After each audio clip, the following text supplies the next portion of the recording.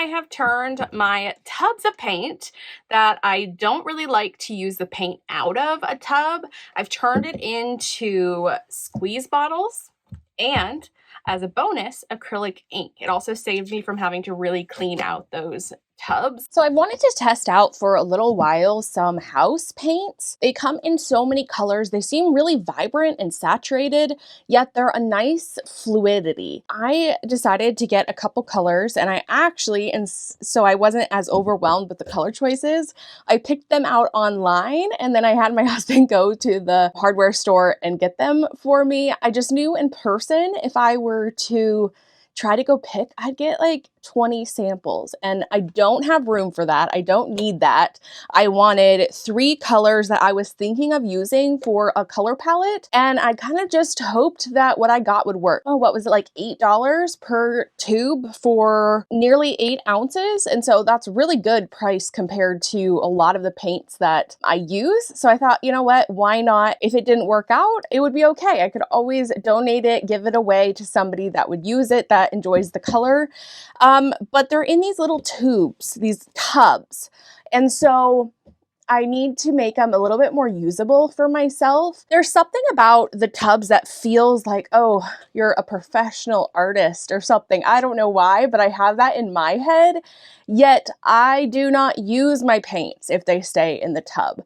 I have some other like heavy body ones that I bought when I first was starting out in the tub. I find that I don't use them as much. So for these, I really want to make sure that I use them. So I just ordered some squeeze bottles, and I'm going to put them in, and I think I'll use them a lot more this way. So I have my couple squeeze bottles here. I have my 3 paint colors, and then I have some labels because I want to make sure that I label what these are, because I know myself. I'll think, oh, I'll remember that. I won't remember that. So I'm getting my labels out, gonna do that right away. And I'm just gonna write what the paint color is. Starting to write, I was hesitating because I want the label to look really nice and perfect, but we don't need it to do that. That was a good reminder for me as I start out here.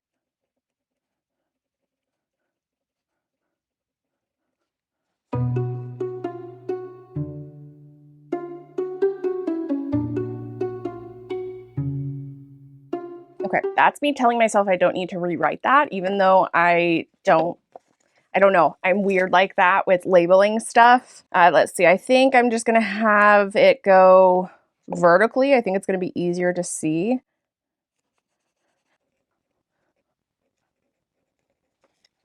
I really like this permanent marker pen.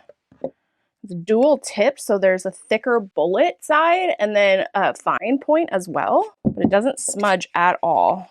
And really, when I went to go get some paint or was looking, I was looking for a pink. So I love a deep kind of pink that is still super vibrant. And I can find it in fabric quite often, but it's a hard time to find it in paint.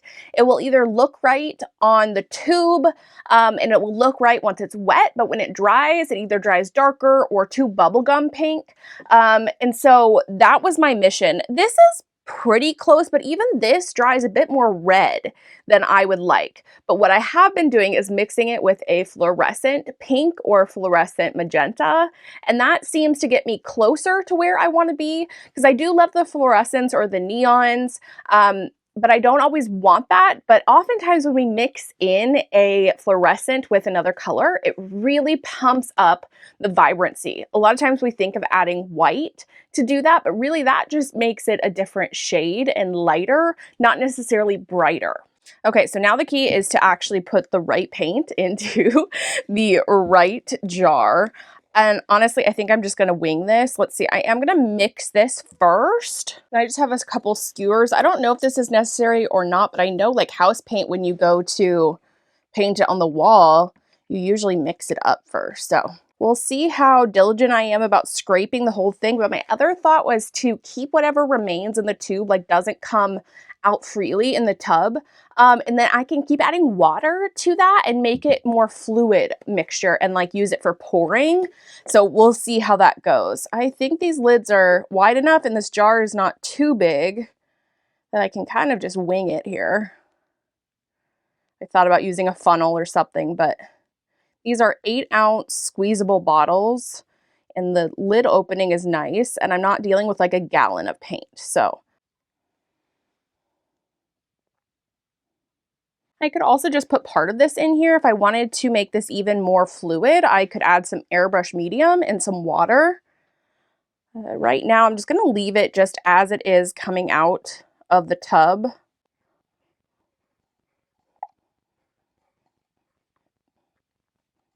Let's see, I don't really want to leave a ton in here, but just a little bit. So that's what it's looking like right now. I'm going to take just one of my little catalyst tools here and kind of scrape it out like you would peanut butter or anything like that.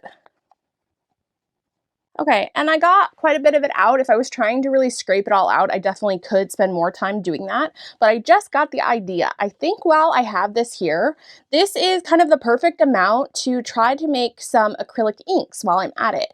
This will just save me time down the road. I know that I love to build up translucent layers, and acrylic ink is one of the best ways to do that. And so might as well just pre-make it ahead of time. So what you're gonna need is your paint. I'm actually gonna mix right in this tub because it actually gives me a little bit more space to really get things in there and mixed. And then I have some glass eyedropper bottles that I can use, and we'll do it that way. Or I could leave it in here and then just use an eyedropper and take it out as I need it. We'll see how much this ends up creating. So I'm going to get my airbrush medium and water. Let's see, I think I'm actually going to fill the other bottles first. That way I can do the acrylic ink all at one time. I did pretty good for a mess too, not too bad here. Whatever I do, I always like to have some paper nearby or like my wipe off towel for anything. I never want to just like waste the paint. And so I'm just going to scrape this on here. This can be used for like backgrounds later. If I really wanted to get into it, I could then take my paintbrush and spread this out further. I'm going to use a new skewer, so my goal is not to get this all the way cleaned off. It's more just, I can't stand the idea of wasting any paint. And sometimes that means that the tasks that I do end up taking me a lot longer because I'm using up everything as I go along. Maybe I will just paint this whole background. Opted for a little bit bigger of a brush just to make this spread quicker. And now, whatever I end up doing for my project, my color palette here that I have, this fodder is already ready. So I can use this as a page in a journal. I can do marks over it. Lots of really good options. I could even take the time to do mark making with this. I was just going for the fast route here just to kind of get a full page just covered.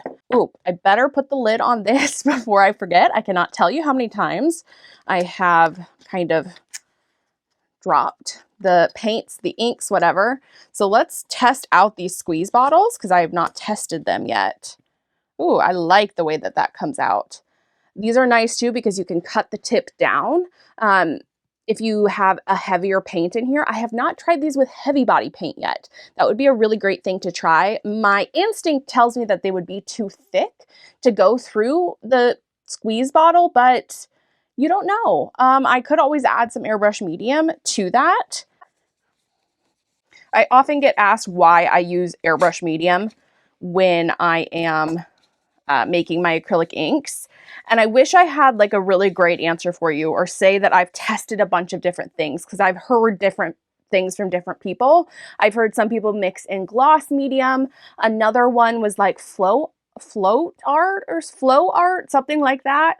And really the reason I use airbrush medium is I heard an artist suggest it early on when I was making art, and it stuck. So that's what I've used. I've not really tried a whole lot of other things, but I just like to play around with that, and then I can play around with the consistency and how thick or thin I want things. Okay, let's move on to the next color. Let's do this apple jade color next.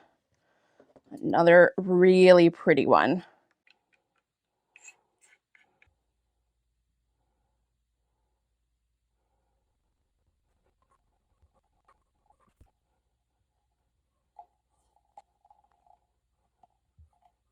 If you're wondering how much paint to leave in your jar, if you're kind of close to the end and you want to make some inks directly in your tub, aim for the side of having not enough because you can always add more paint back in. But if it's too thick or maybe too pigmented, you can't always like take it out. You'd have to switch to a bigger container if you fill it all the way up. I don't know that I'm going to be filling this entire thing up, and I'm just going to play around with how much is in there. But for reference, this is how much is in there. So you can see there's still some in the lid too. Really not a whole lot.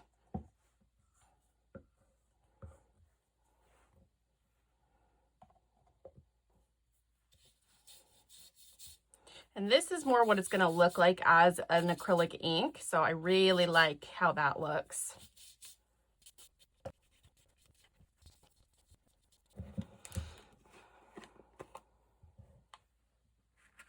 See, even this with the pink, you can tell like the color it dries is just a little bit different than what it is wet. I don't know if you can see that well on camera. In fact, on camera, things always look better, I feel like, for the pinks. So then I start to like wonder, am I gaslighting myself? Like, does it always look that good, or what's happening? Somewhere in the creative process, I always am like, oh, that's not the pink I want. And then I come back later and I'm like, oh, but it's close. It is close. So if you have pink suggestions, let me know.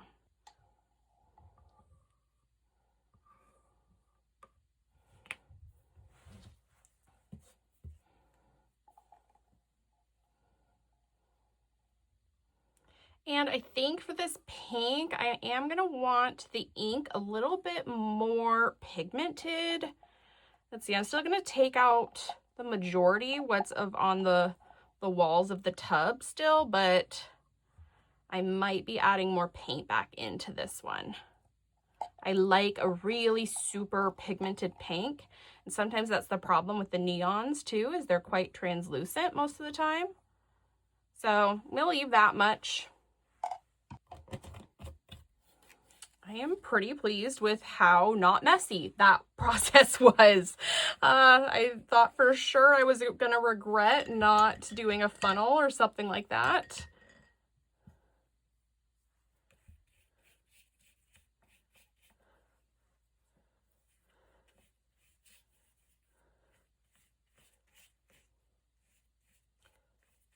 Yeah, it's just a little bit too red for me. So I'm just going to start with this pink while it's here. I'm going to use quite a bit of this airbrush medium. I would be curious to explore other options just for affordability to see what else works well. I will say when I am mixing just on the fly, so I'm in the process, I'm making like messy papers. A lot of times I'll just mix as I go and I'll use just water. But I don't like to use just water when I'm letting it sit to be used later. So you can think about that as an option. I think my first mix, I'm just going to close this lid and give it really good shakes and see what it does. I really need to get a little whisk dedicated just to art stuff. Yeah, we're looking really good in there. Let's see.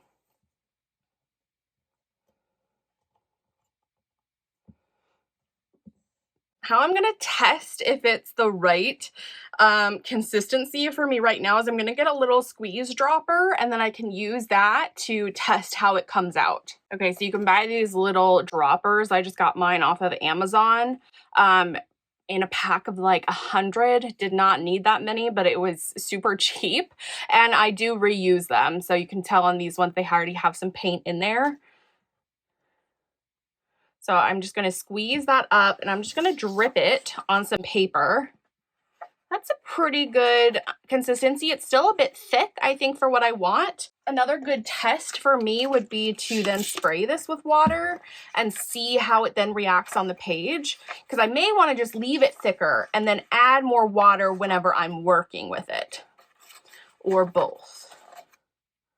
See, I'm going to put just a little bit more of that airbrush medium in, just a good squeeze. My goal here was not to fill this entire tub, but working in a container like this is actually a lot easier than in a little eye drop glass bottle. just because I think it's easier to get this all mixed up. There's more room for things to shake and move around. You could also put like a little marble or something in there.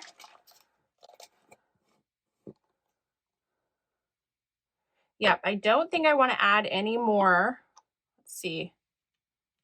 Yep, I like the way that that looks. Give it a little spray.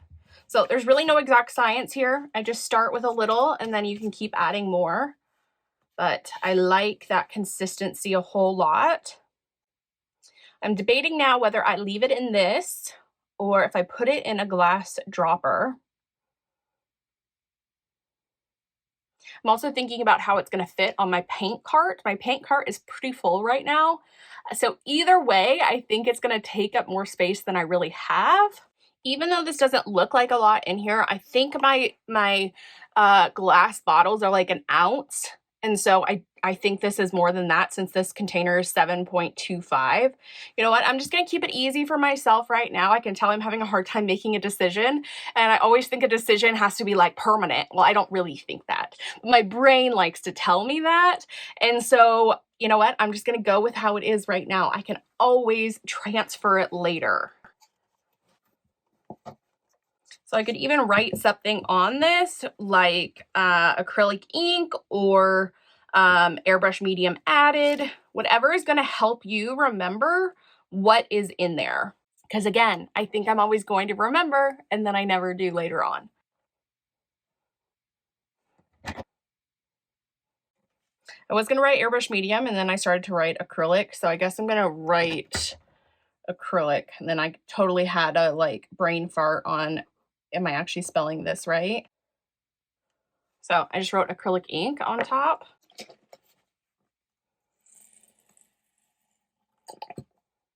Just giving it a healthy squeeze. Reminding myself I can always add more paint if I want or more airbrush medium. So just start somewhere.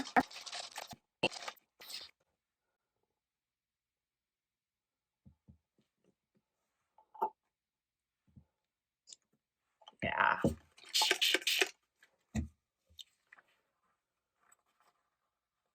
I'm just seeing how it moves around. I like that.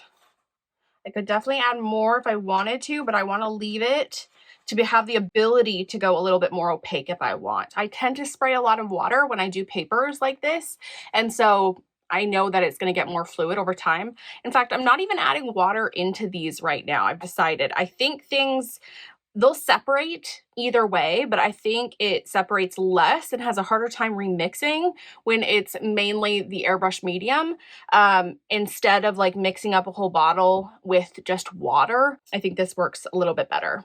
Again, don't know the science behind all of that, but just from personal experience. All right, let's do the last one. This one feels like a lot more paint in there, but let's just give it a try. I think I scraped it more out as I went along. Luscious color.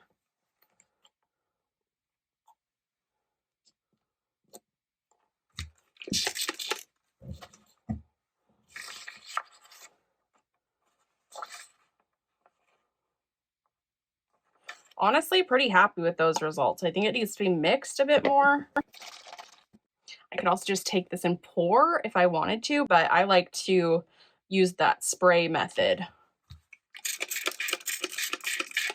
You know what? I'm just going to leave it. I think it looks really good how it is. I can always add more later. I think I've probably said that 27 times during this video, but it's reminding myself that, you know what? It doesn't need to be perfect. There really is no such thing as perfect.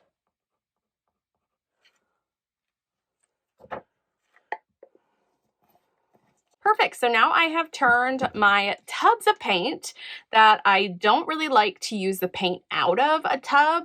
I've turned it into squeeze bottles and, as a bonus, acrylic ink. It also saved me from having to really clean out those tubs right now, and it serves a really great purpose. And now they're pre-made and ready for when I want to use them in my next project.